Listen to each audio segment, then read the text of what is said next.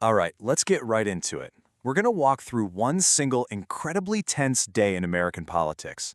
This whole explainer is drawn from an analysis by the historian Heather Cox Richardson, and it really zooms in on a 24-hour period where it felt like the entire system was being tested all at once. It's a story that kicks off with a very personal tragedy and just spirals out from there into this huge national standoff. And it all starts right here.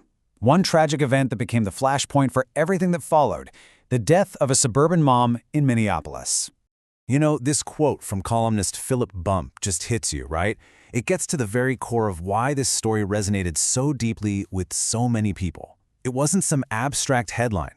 That one detail, the stuffed animals, it made it real. It made it personal. It immediately showed you the human stakes of what was about to unfold. Okay, so here are the basic facts: the who, what, and where. January 7, 2026. Renee Good is shot and killed by a federal agent. But here's the crucial part. The whole thing was caught on camera. Not just by one person, but by multiple witnesses from different angles. And that fact becomes absolutely central to the fight over what really happened. So almost instantly a battle begins, and it's not just over the facts of the event, but over the story of the event. The administration moves incredibly fast to try and frame what happened and control the official narrative. What's so fascinating here is you can literally watch the official story change in real time. Media Matters for America tracked this. The first report that comes out is that she tried to ram officers. But then the witness videos start showing up online, and as they do, you see the language get a little softer, a little less certain, before it finally just locks in on the administration's official talking points by that evening. And this right here really lays out the central conflict.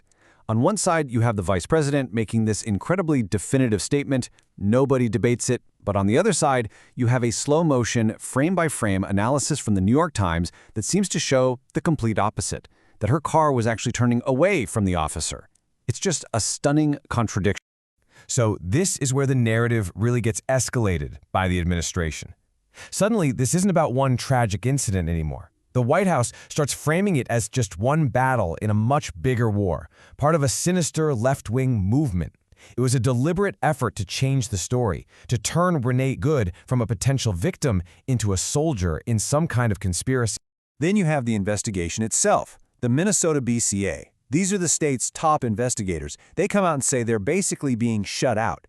The FBI, a federal agency, took over and, according to the BCA, denied them access to key evidence and witnesses. It got to the point where the state agency just withdrew, which, you can imagine, raised all sorts of questions about transparency.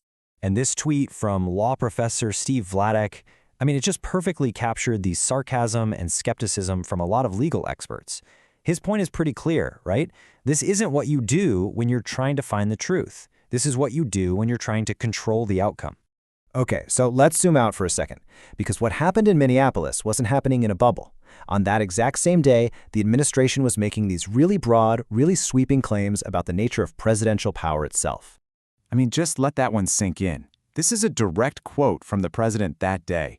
He was asked what the limits on his power were, and that was his answer. Not the Constitution, not the courts, not Congress, his own mind. It's a pretty incredible statement about how he sees the office. And this wasn't just talk, right? These actions were all happening at the same time. The Department of Justice was ignoring a law about the Epstein files. It was ignoring court rulings about its own attorneys. And all the while, the president was threatening to deploy the U.S. military on American streets. It was a whole philosophy being put into action. And then, as if the day wasn't chaotic enough, this happens. A second shooting involving federal agents, but this time in Portland. It just hammered home the point that the tensions in Minneapolis weren't isolated. A very similar dynamic was starting to flare up in cities across the country. But something else started to happen. The system began to push back. As the administration was asserting all this power, other parts of the government, and this is key, including members of the president's own party, started showing signs of resistance. You could start to see the cracks forming. So check this out. You have Ro Khanna, a Democrat, and Thomas Massie, a Republican. These guys are from totally different ends of the political spectrum, and they teamed up. They went to a judge to try and force the Department of Justice to release those Epstein files, saying flat out that the DOJ just couldn't be trusted to follow the law on its own. Then there's this number, 17. On that very same day, 17 House Republicans broke ranks with their own leadership. They joined with Democrats to force a vote on extending ACA tax credits. Now, this was a huge deal. It was a major act of rebellion against the Speaker. And you can see the result right here. The vote was close enough that those 17 Republican votes made all the difference. They were the ones who pushed it over the top. It was a clear case of a bipartisan group overruling the party in power. And that pushback was happening over in the Senate, too. You had 5 Republican senators, we're talking people like Susan Collins and Josh Hawley, voting with Democrats to move forward on a bill that would limit the president's military power. It was a direct challenge to the president on foreign policy. And the president's reaction? Well, it was swift and it was furious. He went straight to social media and attacked those 5 Republicans, basically accusing them of treason for trying to take away his powers. It just shows you how high the stakes were for anyone in his party who dared to step out of line. And finally, there was this, a really powerful symbolic move. The Senate voted unanimously, everybody, Republicans and Democrats, to put up a plaque honoring the police who defended the Capitol on January 6th. Given all the attempts to rewrite what happened that day, a unanimous vote like this sent a very, very clear message.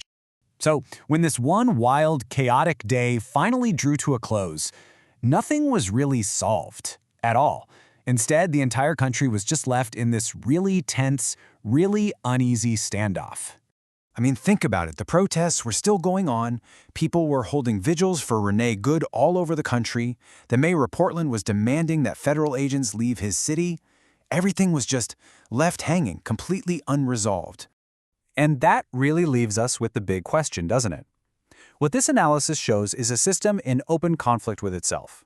You have one branch of government testing the absolute limits of its power, and you have another branch just starting to push back.